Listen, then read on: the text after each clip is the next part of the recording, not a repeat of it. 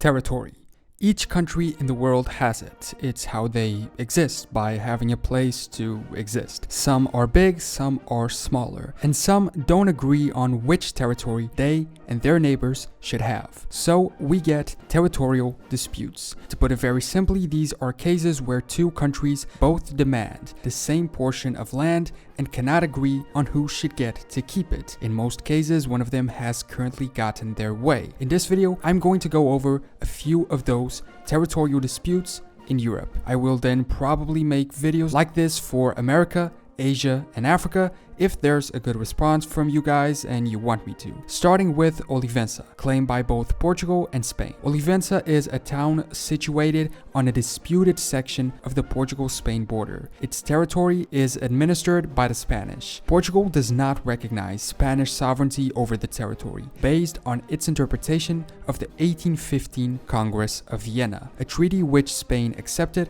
but apparently never followed. This one dates back a while, all the way back to, you guessed it, Napoleon, a man who seems to be at the origin of half of problems in Europe. In 1801, Spain declared war on Portugal in what was called War of the Oranges. The Spanish forces were instigated by the government of France to declare war on the Portuguese because they were the last remaining ally of the British on the European continent. Portugal refused to break their long-lasting alliance with the English, and so French and Spanish troops invaded. Portugal's loyalty was rewarded by the British, who aided them in the war, but not enough for them to win. The Portuguese were able to win the conflict in South America, holding on to their colony of Brazil, but they lost in Europe, and one of these significant losses in Europe was the town of Olivensa. This conflict also set the stage for the Peninsular Wars, in which Napoleon invaded the Iberian Peninsula. Fast forward to that 1815 treaty, which reshaped Europe after the downfall of Napoleon, where it is written in Article 105 that the powers recognizing the justice of the claims of Portugal and the Brazils over the town of Olivensa and the other territories ceded to Spain by the Treaty of Badajoz of 1801. But over 200 years later, the issue remains unsolved. A fun fact is that the municipality flag is stylized with the Portuguese municipal flag template, despite still being under Spanish rule. Spain also has another territorial issue, but this time with the United Kingdom in Gibraltar. This issue isn't over the territory as a whole. As far as I understand, Spain recognizes British sovereignty over Gibraltar. This is an issue of where the border should be. It dates back to the treaties of Utrecht from 1713, which followed the end of the War of Spanish Succession. There's not much you need to know about the war itself in this context, other than one of the results of it was that Britain was the main beneficiary. Some say these treaties marked the point at which Britain became the primary European commercial power. In Article 10, Spain ceded the strategic ports of Gibraltar and Minorca, giving Britain a dominant position in the Western Mediterranean. The dispute here is apparently over the interpretation of the treaty, which, despite granting the territory to the British in perpetuity, also stated that Gibraltar be yielded to Great Britain without any territorial jurisdiction and without any open communication by land with the country around about. From what I understand, the British interpret this as we own Gibraltar and its ports, but not the territory around it, while the Spanish interpret it as you only own the ports, not the Gibraltar land around them. So essentially the dispute is how much of Gibraltar the British should own. The UK itself also has a couple territorial disputes, both of which include Ireland. The first is over Rockall Island, which Denmark and Iceland also claim. This place is literally a rock in the middle of the ocean, so I have no idea why they want to claim it unless it has something to do with gaining ownership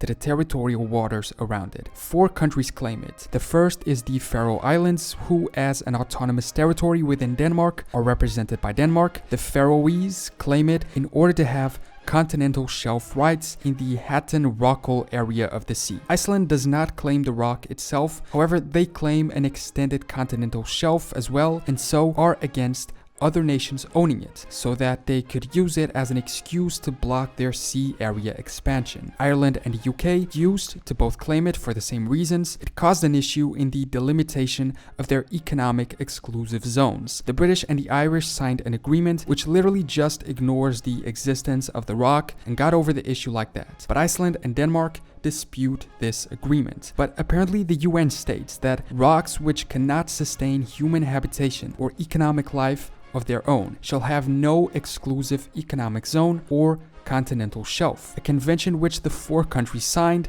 but still they're in dispute for whatever reason. The other is Carlingford Low, a dispute between the UK and the Republic of Ireland. It seems to be a little bit of a remnant of the Northern Ireland territory dispute with the Irish. This place is a glacial fjord or sea inlet that forms part of the border between Northern Ireland and the Republic of Ireland. To put it very simply, it's somewhat of a lake between the 2 towns, and one of the town is Northern Irish and the other belongs to the Republic of Ireland. It seems they've had a hard time dividing the lake, so at some points either side has claimed it in its entirety. There's a bunch of small points along the border between the 2 islands where issues like this apparently exist. Moving on to a few big ones. The Aegean dispute between Greece and Turkey. The Aegean dispute is a set of interrelated controversies over sovereignty in the region of the Aegean Sea between Greece and Turkey. It's apparently lasted since the 1970s, and 2 times already it has resulted in moments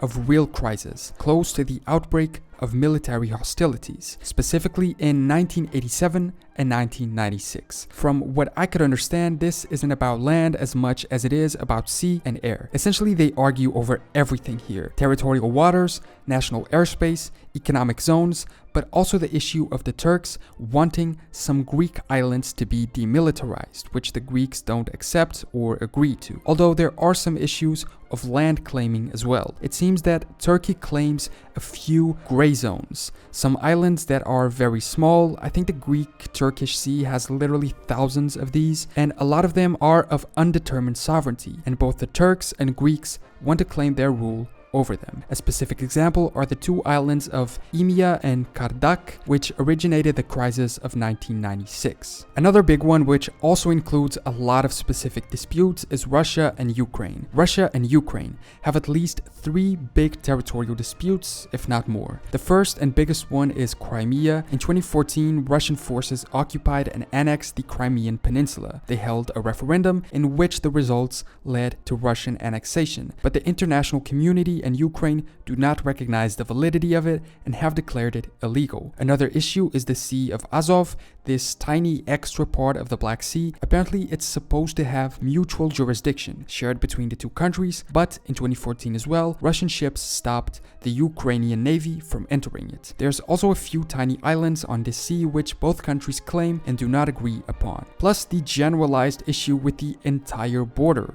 Apparently, since 2001, Russia has delayed establishing an official fixed border with Ukraine, and since 2014, the possibility of that happening seems even smaller. If you want to talk about a large number of territorial disputes, well, look no further, because it's Europe's favorite conflict area, the Balkans. Slovenia and Croatia have some issues. Croatia and Serbia dispute not only their entire border, but also the islands of Caringrad and Vukovar. Croatia and Montenegro dispute the small peninsula of Preklava because of it being a strategic location in the Adriatic Sea. Croatia and Bosnia fight over the Klek Peninsula and the 2 inhabited islands of Velikskol and Malikskol. Serbia and Bosnia, probably amongst other things, dispute the village of Sastavci, which is located in a Serbian municipality but lies immediately east of the village of Medurekije, which is an exclave of Bosnia. And we're not even getting into the whole Kosovo thing again, so this is an area with a lot of territorial disputes. France and Italy also have a dispute over the region of Montblanc. Montblanc means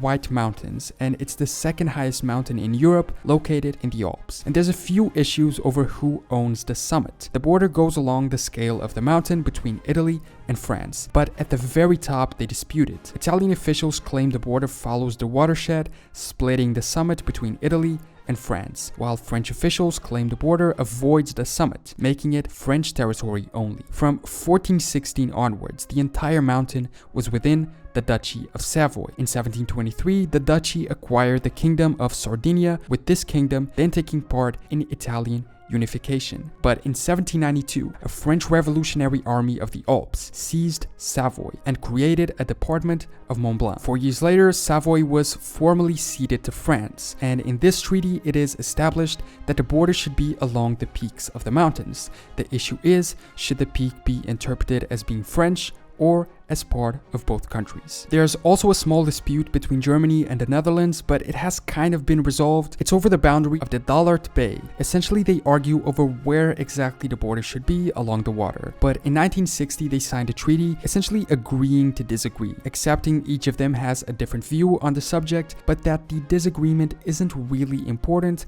and should therefore not present an excuse for conflict. A pretty healthy and positive way of handling a disagreement. I also included the Caucasus region in this video because from my point of view, it's still kind of Europe, or at least it makes more sense for me to include them here rather than with Asia. Armenia and Azerbaijan have some disputes over the Nagorno-Karabakh region and the areas around it. Apparently, this region is internationally recognized as part of Azerbaijan, but controlled by the Nagorno-Karabakh, supported by Armenia, and it's therefore also known as the Republic of Artsakh. This happens because the region is predominantly Armenian populated, and when the two countries first became independent in 1918, both of them claimed it. Still in the Caucasus, there's the issue of Georgia's territorial disputes with Russia, with the specific problems of Abkhazia and South Ossetia. Internationally, most countries recognize Abkhazia as a region of Georgia, but Georgia itself apparently views it as an autonomous republic. Essentially, Russians support local independence against Georgia. South Ossetia is the same thing, officially a part of Georgia, but the separatists are recognized and supported